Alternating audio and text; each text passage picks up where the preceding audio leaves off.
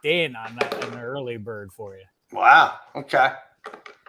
All right, Martin. Oh, we are live. Oh my God. He hit go. Oh my God, this is so embarrassing. I wasn't ready. The names are going to fool you a little bit. Jay Cutler, Bob Avellini, and Joe Senzer, but it's really Martin Weiss, Cousin Sal, and Dave Damashek. A double header here, guys. The NFL was so bummed out they had to move these games. Now they have multiple broadcasts. It's so stupid. They love Tuesday Night Football. They love the extra.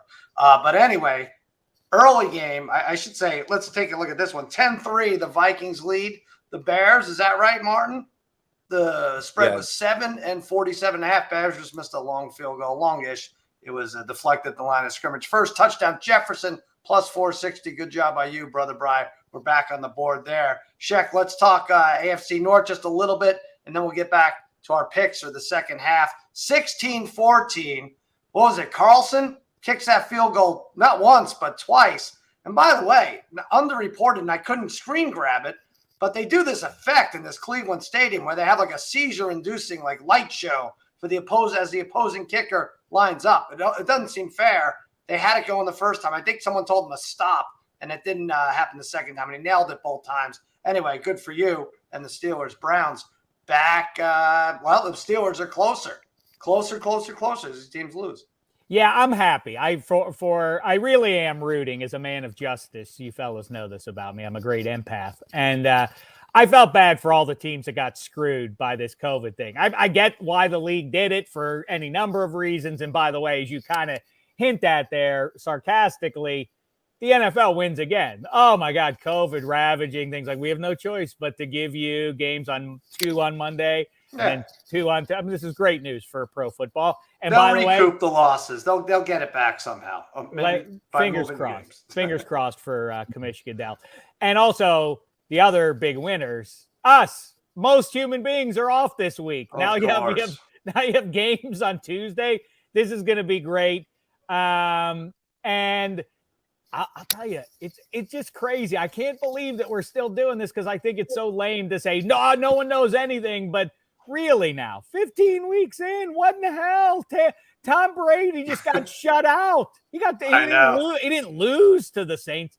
He got shut out. Now, the idea that you say the Steelers, and obviously I'll seize on that, like the idea, like, well, you don't think Pittsburgh can go into Arrowhead and win. It's like, no, I don't. I wouldn't bet $10,000 on it, but on the other hand. Yes, you will.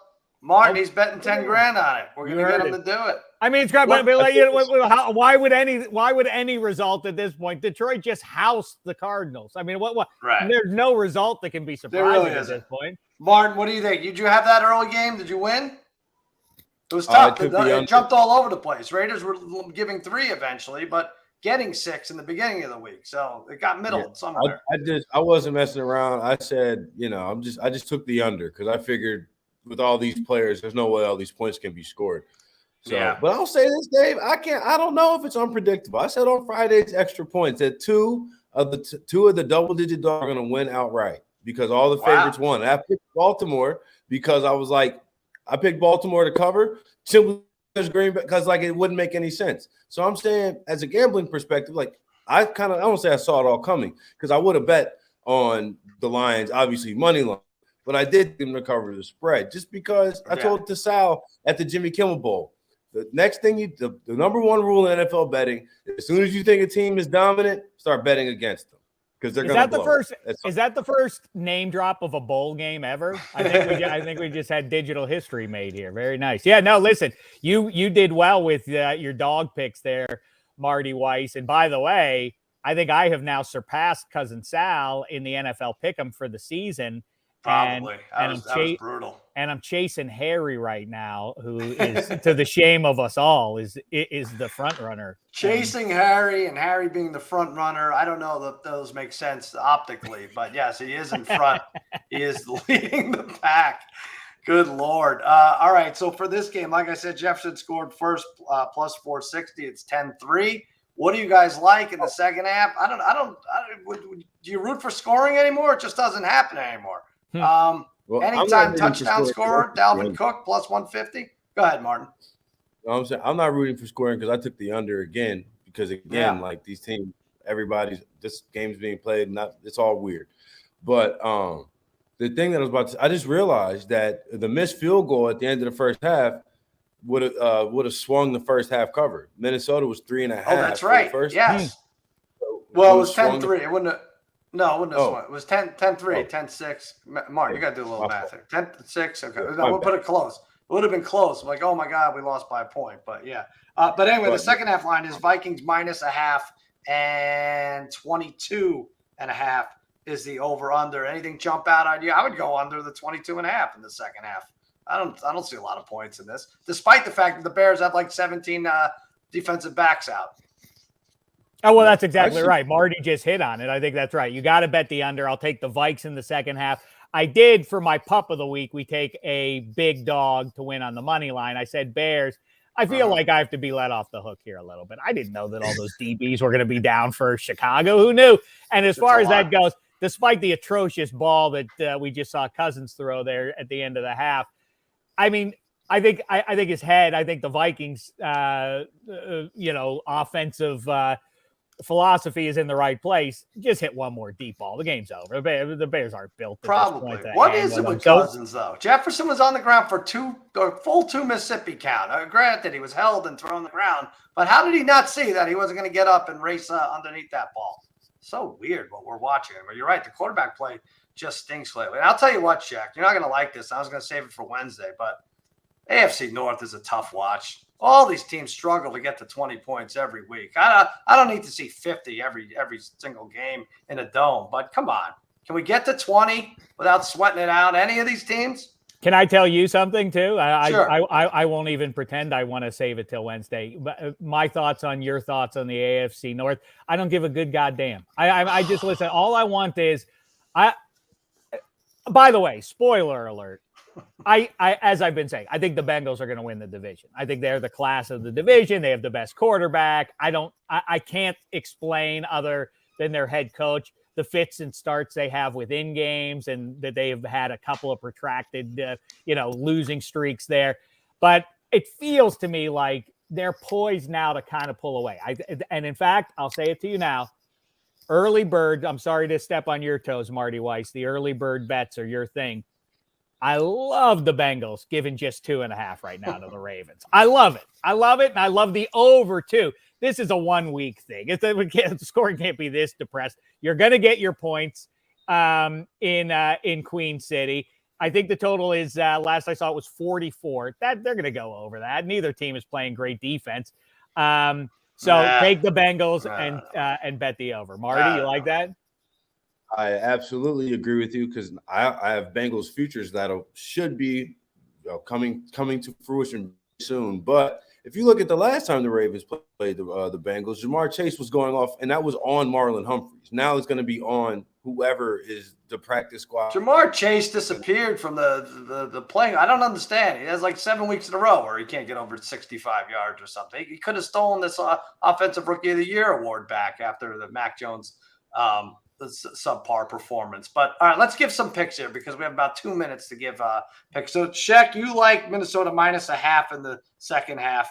I like under 22.5. Martin, you like anyone to score or anything? And I like and I'll throw in Jefferson too. I know he already got his one, but he's going to get 2. There's not recognizable members of playing in the secondary for the Bears right now. The best receiver in pro football, or at least in the conversation, is going to get him again here. Jefferson plus 165 to score again. Okay, we'll give you that. Dave, Martin, what do you like? I'd say Dave, that's conventionally smart. However, we do recognize the quarterback of this Minnesota team, and it's Kirk Cousins. Mike Zimmer's let throw at the end of the half. Kirk Cousins is not going to throw the ball for the rest of this game. Dalvin Cook over. It was 97 rushing yards when I just looked at it. He's sitting at 44. I looked at it at the start of halftime. It was 97. He's going to go over. He'll have 20 carries in this game. He'll break one. And it'll be 17-3 Minnesota after Dalvin Cook. Did you know? So you're going over 97. Did you know? I looked this up for some reason. The Bears, and they're a shell of themselves defensively, but they've only allowed one 100-yard rusher this year. That's the Mitchell kid from San Francisco. He had like 137. It's weird to think this team should be better. Maybe a couple calls go their way in that Steelers game. I'm not saying a couple, like 7 or 8 calls go their way that should have gone their way. And it's we're talking about a different Bears team. But All right. So they've done a better job of hanging in than other teams. Other teams have just completely fallen apart. They've more or less hung in there, I guess. That's true. How about only 3 teams under 500 in the AFC? That's astounding. There are 16 teams in the AFC. There are only 3 under 500. Yeah, I looked at the in the hunt graphic. Everyone is 8-6. The entire conference is 8-6, besides the Chiefs and the Jets and the Jaguars. Raiders evened it up. All right, let's see if we can come up with one more. We got I like under 22.5 second half. Dave likes Minnesota -0.5. He likes Jefferson to score at +165. Martin likes Cook over 53 yards rushing. What's Fields rushing over in the second half? Rushing for Fields. He'll be throwing a lot, which means that there will be opportunities for him to take off. 30.5 total. We have to see where he is now for this to make sense. 30.5. He has 11. So 19.5. We'd have to get the rest of the way. That's fun. That's something fun to track in a pretty snoozy game. Dave goes over there. Martin, you got one more pick? I would say Dalvin Cook anytime touchdown to go over with 97. I think it's just going to be all Dalvin Cook here. We've seen it like the last 3 weeks. Damian Harris took a long one. Jonathan Taylor took a long one. It's going to be a long one from Dalvin Cook to south this game. Cook plus 140. I will say, you know what, Shaq? I'll jump on it a little like yours. I'm going to go Fields' longest rushing attempt in the second half, 11.5. So we're all over Fields. We're all over Cook. We'll both be winners if that happens, right? I like that. That's true. Enough, yeah. I like the under. Dave likes second half Minnesota. And we'll be back Wednesday. Oh, we got some fun stuff. We have a Christmas themed show. We have that Wednesday show. What's in the background there, Martin? I don't know. We got, what is that? Formula One? I can't even see. Oh, is that ESPN? No. It's whatever. What channel that is on ESPN right now. Really? Oh, it's just a commercial. By the way, I want to call out those frauds, the Manning brothers. They're taking weeks off. Look at us. We're still turning it out here. They're Michelle Tafoya, right? I'm with the best ability.